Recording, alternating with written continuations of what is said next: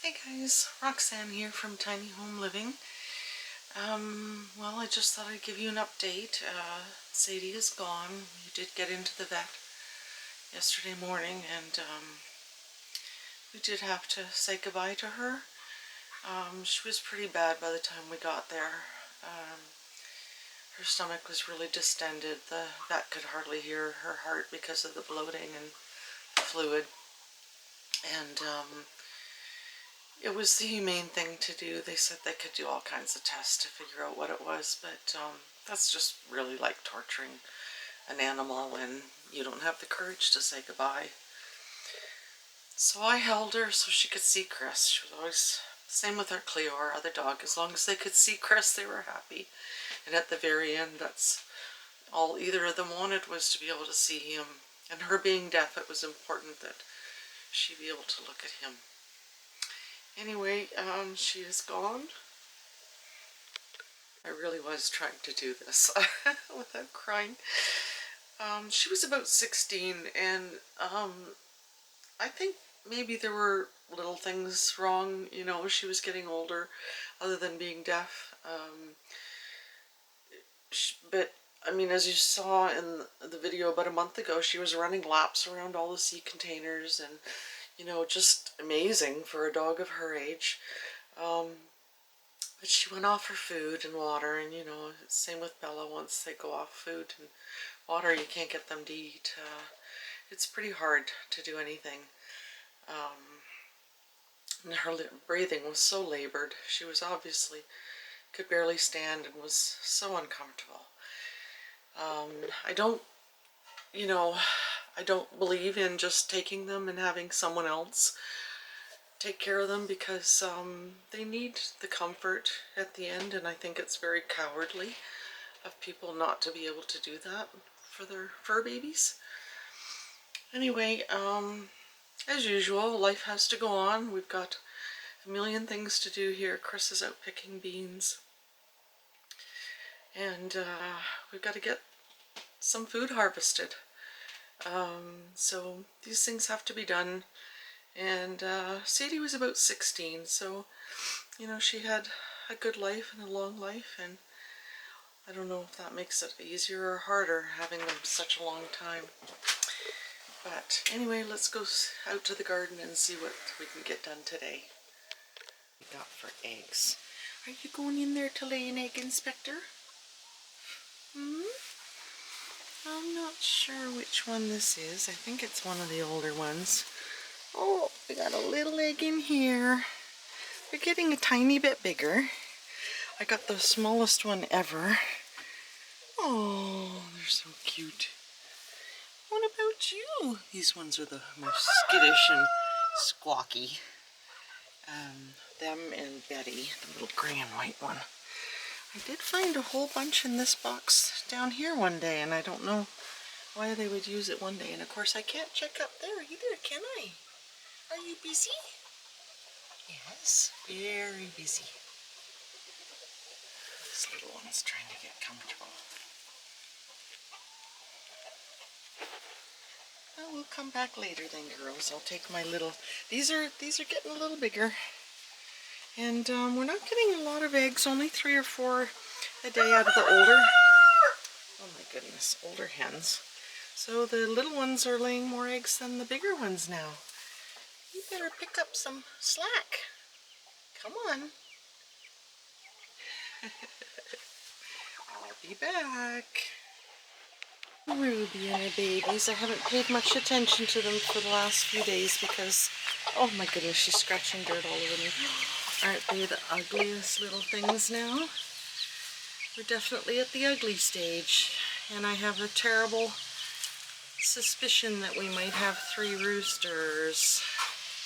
That white one is huge. It's going to be just like Buster, obviously. Anyway, let's see. Such a good mommy, aren't you, Ruby? Yes, you are. Nice and cloudy, so we thought we were going to get these beans picked while it was cloudy. There's a nice breeze, but it's not cloudy now. Definitely got to get these turnips up, too. The corn is getting lots of cobs on it now. There's one.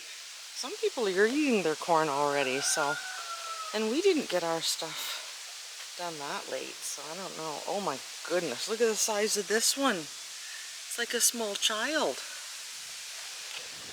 Oh boy. I think we're probably ready for the second picking of the peas too. Not this one, but this one. Oh yeah, there's already some more ready there.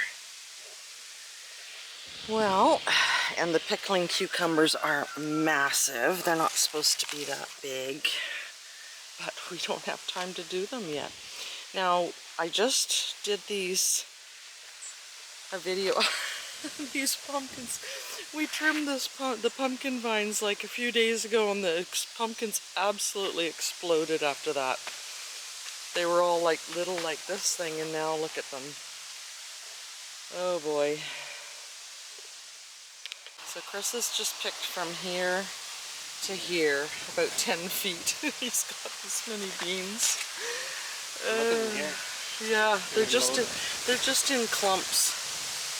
So just loaded with beans. Oh my goodness. So we're not going to pick the yellow ones today. There's so many of them, and I mean, getting these blanched and packaged today will be a lot of work. What we are going to do is go through and pick the biggest of the turnips. It looks a lot bigger when it's above, but you can see the mice have eaten a little bit of it. I think that's mice. But again, a lot of material for the compost too, which is going to be awesome for next year's compost. And these, I'm always trying to pick the smallest. Oh, that one's split, so I don't know if that's the dryness or when it was wet and grew too fast. Not too sure. Oh my goodness, that's a big one. And Chris did pick up wax for these, so I'm going to wax them like they do in the grocery store. So get these put away too. One more little thing out of the way, because we are really up against it now. Need to get the greenhouse started. It's like 5 minutes ago I checked, and so that little hen that was in here, yeah, one egg's as warm as can be, this one. So there were 2 in there. She was on another one. Little white hen still in there. And I think that's the inspector up there. And then there's a little squawky face. Yeah. Beep beep. So Chris has just taken the 4 biggest ones, and then we'll just cut them flat, cut the roots off. That is a really nice one. These ones are kind of misshapen, but we all know now that that's the way vegetables grow. None of this perfect shaped vegetables. Not for real. We were going to put the water on the garden too because it was cloudy, but now it's hot, so I think we'll wait till the evening and then maybe look at pulling some carrots tomorrow. I tried pulling one. You can see how dry the dirt is. If you water them first, they come out a lot nicer, so maybe try that tomorrow. And I think it's going to be time to pick some more peas, both off the second row and maybe some more off the first row.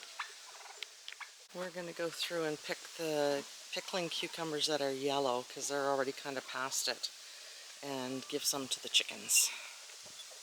Well, that's just a few of the cucumbers. We got at least twice that many, so that's enough time out in the hot sun. We're going to go and cut some of these for the chickens, put some of them, the rest of them someplace cool, and I'll get started on these beans and the turnips.